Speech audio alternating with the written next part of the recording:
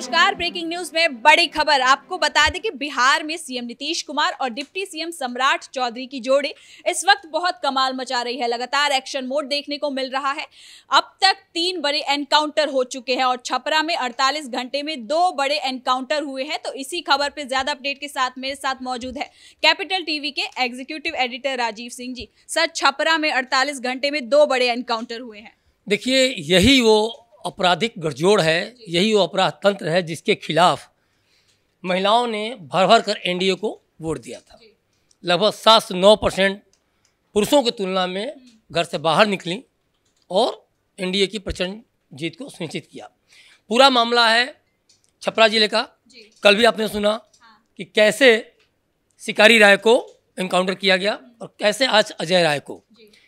सरयू नदी से ये 600 लीटर शराब लेकर आ रहे थे और जब पुलिस को, एसएसपी को पता चला, दल बल के साथ जब वो नदी के किनारे पहुंचते हैं तो वहां से अजय राय और उसके गुर्गे एसएसपी की टीम पर हमला कर देते हैं और गोलियां चलाने लगते हैं। मजबूरन अपनी जान माल के बचाव में पुलिस को भी फायरिंग करनी पड़ती है और अजय राय को पैर में गोली लग जाती है। देखिए, इस बात को समझना होगा कि जब तक इस गठजोड़ को बिहार पुलिस, सम्राट चौधरी की पुलिस तोड़ती नहीं है, तब तक बिहार की स्थिति नहीं सुधरने वाली है। क्योंकि बालू माफियाओं पर, शराब माफियाओं पर कार्रवाई कर लेना इतना आसान नहीं है, क्योंकि इसमें 3 नेक्सस हैं: पॉलिटिशियन, पुलिस और शराब माफियाओं का, बालू माफियाओं का। और इस पर आज तक बिहार की पुलिस ने कभी भी शानदार एक्शन, कहा जाए स्ट्रिक्ट एक्शन, नहीं उठाया था। ये पहली बार इतने कड़े एक्शन देखे जा रहे हैं कि आपको 48 घंटे के अंदर 2 बड़े शराब माफिया को एनकाउंटर किया जाता है। इसके पहले आपने बेगूसराय का शिवदत्त का एनकाउंटर हुआ था। तो गुंडागर्दी को कैसे खाक में मिलाना है, कैसे तहस नहस करना है, कैसे बिहार के नाम जो एक दाग लगा हुआ है कि वहाँ गली गली में रंगरूट हैं, पिस्टल बनते हैं, देसी पिस्तौल बनते हैं। देखिए, यहाँ भी एक देसी पिस्तौल बरामद हुआ है, 600 लीटर शराब भी बरामद हुआ है। तो ये जो घर घर की जो कहानी सुनने को आती है, इससे कहीं ना कहीं बिहार की छवि खराब होती है। तेजस्वी यादव जब कहते थे चुनावी भाषणों में, ये बिहार है, खैनी के साथ, चूने के साथ खैनी को रगड़ दिया जाता है, तो ये तारीफ उनको लगता था। और यही लोग बिहार का नाम खराब किए हैं। और अब सम्राट पुलिस देखा जाए बुलडोजर के माध्यम से या ऐसे शराब माफियाओं के एनकाउंटर के माध्यम से एक मैसेज दे रही है कि आप आइए, बिहार में स्वागत है, उद्योग लगाइए, कल कारखाने लगाइए और बिहारियों को रोजगार दीजिए ताकि बिहार से पलायन ना हो। इन चीज़ों का कनेक्शन कहीं ना कहीं देखिए जो एनडीए का घोषणा पत्र उससे है। आज जो शराब माफियाओं पर कार्रवाई हो रही हैं या उनको इनकाउंटर किया जा रहा है या फिर बुलडोजर एक्शन ही क्यों ना हो रहा हो, जो भी पुलिस रिलेटेड वर्क हैं वो सब के सब कहीं ना कहीं कनेक्टेड है एनडीए की घोषणा पत्र से। तो सर, वैसे ही बिहार में शराब बंद है, लेकिन ये जो अवैध तरीके से पहले शराब मिल जाते थे, इस एक्शन के बाद लगता नहीं है कि अब ये आगे देखने को भी मिलेगा। यही सबसे बड़ी चिंता है कि शराब बंदी के बावजूद, और सालों से शराब बंदी है, ऐसा नहीं कि आजकल, तो ये लगातार आरोप लगते रहे कि आप चुनाव के दौरान भी देखें और कई सारे वीडियोज़ वगैरह भी कि खुलेआम शराब बिकता है, इस तरह की बातें उठती रहीं। लेकिन नीतीश कुमार के लास्ट मोमेंट में देखा जाए, मतलब जो 10वां साल था उनका, मतलब इसमें जो शासन का इस साल का 2025 का, तो उसमें देखा जाए तो आखिरी महीनों में 5-7 महीने में 10 महीने में चीज़ें कहीं कहीं ढीली हुई थी। एनकाउंटर, फिरौती, शराब वगैरह धड़ल्ले से बिक रहे थे। लेकिन सम्राट चौधरी को बनाया ही इसलिए गया गृह मंत्री, ये कार्रवाई करेंगे और जो ढीला पड़ा शासन था कहीं ना कहीं उसको वो कहीं ना कहीं उसमें कड़ाई लाएंगे। और सरकार की तरफ से वो सॉफ्ट कॉर्नर खत्म करने की कोशिश की जा रही है। सॉफ्ट कॉर्नर खत्म करके अमन चैन जनता को कहीं ना कहीं एक मुफीद, महिलाओं को खासतौर पर जो कि 8-9% जो बाहर निकल घर से वोट दी, देखिए इसका कनेक्शन कहीं ना कहीं घरेलू उत्पीड़न से है।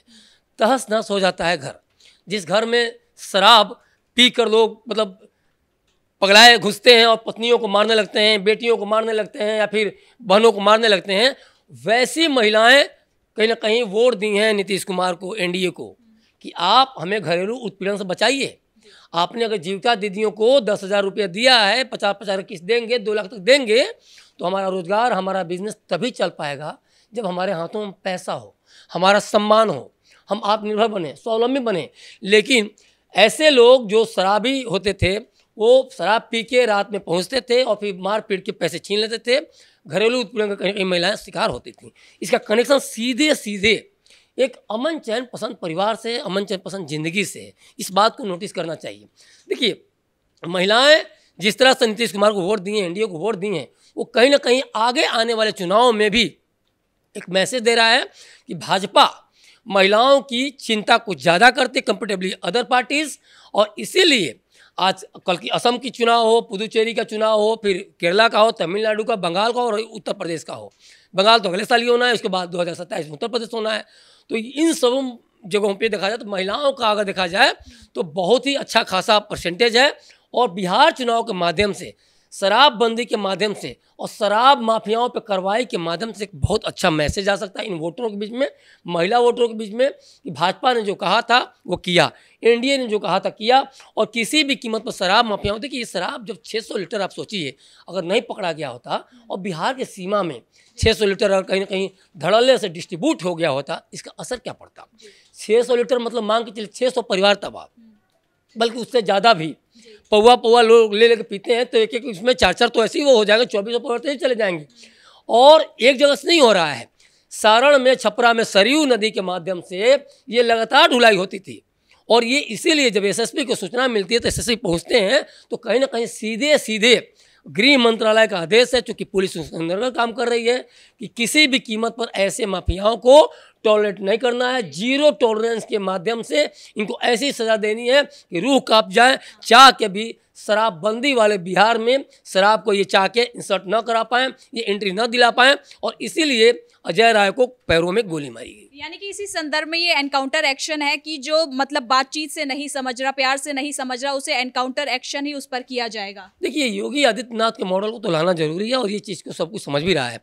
योगी आदित्यनाथ का मॉडल उत्तर प्रदेश में जब वो लागू करते हैं तो उसकी गूंज जाती है मध्य प्रदेश तक, छत्तीसगढ़ तक, हरियाणा तक, महाराष्ट्र तक भी पहुंच जाती है।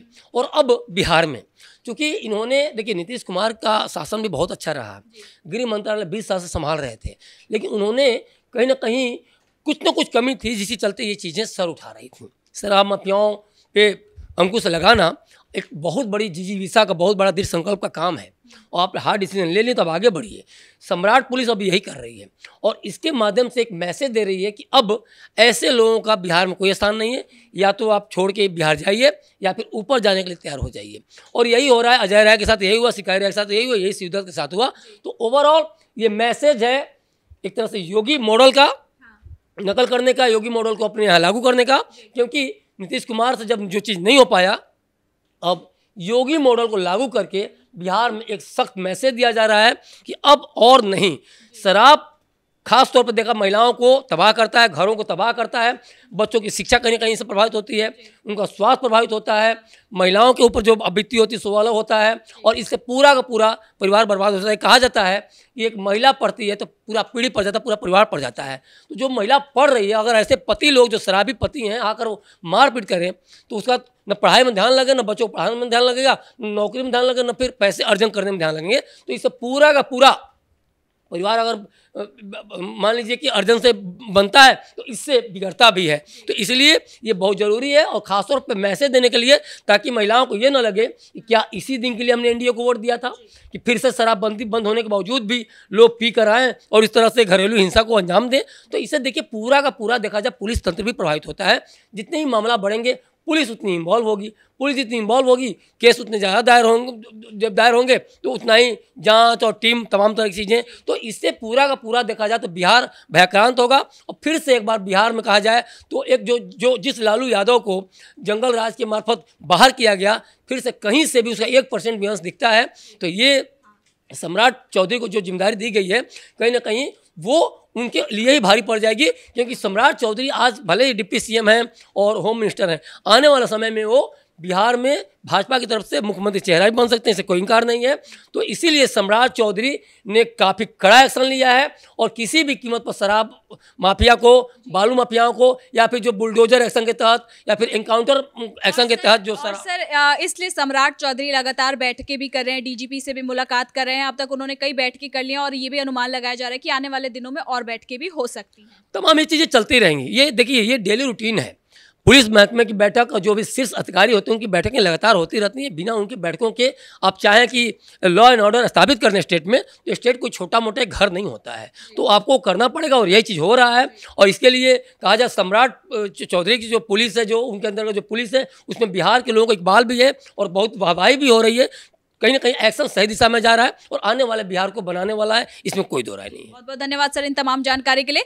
तो कुल मिलाकर सम्राट चौधरी बिहार में अभी लगातार एक्शन मोड में नजर आ रहे हैं। 3 बड़े एनकाउंटर देखने को मिले हैं और छपरा की बात करें तो 48 घंटे में 2 बड़े एनकाउंटर हुए हैं, जिसने ये संदेश दे दिया है कि बिहार में अब सब कुछ बदलने वाला है। फिलहाल ब्रेकिंग न्यूज में इतना ही। कैमरा पर्सन राजकुमार के साथ मैं सृष्टि शाह।